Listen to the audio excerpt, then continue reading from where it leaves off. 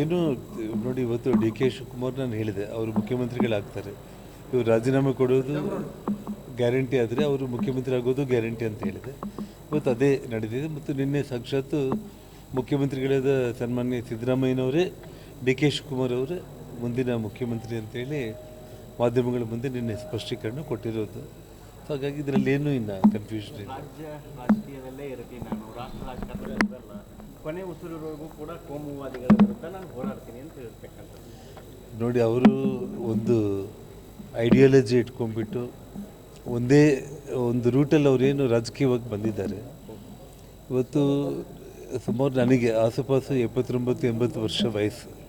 ಈ ಸಮಯದಲ್ಲಿ ಅವರು ಬದಲಾಗ್ತಾರೆ ಅನ್ನೋದು ನನಗೆ ಅನಿಸಲ್ಲ. ಹಾಗಾಗಿ ಅವ್ರ ಸ್ಟ್ಯಾಂಡ್ ಮೊದಲಿಂದ ಅವರು ಹೋರಾಟದ ಹಾದಿ ಏನಿದೆಯಲ್ಲ, ಅದೇ ಹಾದಿ ನಾನು ಮುಂದುವರಿಸ್ತೀನಿ ಅಂತೇಳಿ ಅವ್ರು ಹೇಳಿದ್ದಾರೆ. ಹಿಂದುಳಿದ ವರ್ಗದ ನಾಯಕರನ್ನ ತೆಗಿಬಾರ್ದಾಗಿತ್ತು ಅನ್ನೋದು ಒಂದು ಇದನ್ನ ತೆಗಿಬಾರ್ದಾಗಿತ್ತು.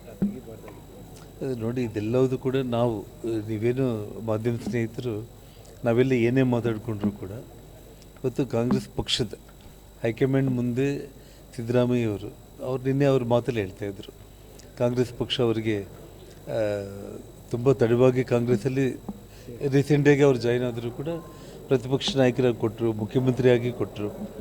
ಅಷ್ಟೆಲ್ಲ ಕೊಟ್ಟಿರೋ ಪಕ್ಷದ ಹೈಕಮಾಂಡ್ ಮಾತಿಗೆ ಗೌರವ ಕೊಟ್ಟು ನಾನು ಅಧಿಕಾರ ಬಿಟ್ಟುಕೊಡ್ತಾ ಇದ್ದೀನಿ ಅಂತ ಅವರೇ ಹೇಳಿದ ಮೇಲೆ ಇನ್ನು ಇದ್ರ ಬಗ್ಗೆ ನಾವು ಚರ್ಚೆ ಮಾಡೋದೇ ಬರೋದಿಲ್ಲಲ್ಲ. ನೋಡಿ, ಇವಾಗ ಇರೋದೇ 2 ವರ್ಷ. ಒಂದು ವಿಷಯ ಏನಂತಂದರೆ ಡಿ ಕೆ ಶಿವಕುಮಾರ್ ಅವರ ಆಡಳಿತ ಹೇಗಿರುತ್ತೆ ಅನ್ನೋದನ್ನು ನಾವೆಲ್ಲರೂ ಕೂಡ ನೋಡ್ತೀವಿ. ಅದರ ಆಧಾರದ ಮೇಲೆ ಜನರು BJP ಪಕ್ಷದ ಹೋರಾಟಗಳು ಯಾವ ರೀತಿ ಇರಬೇಕು ಅನ್ನೋದು ನಾವು ತೀರ್ಮಾನ ಮಾಡ್ತೀವಿ.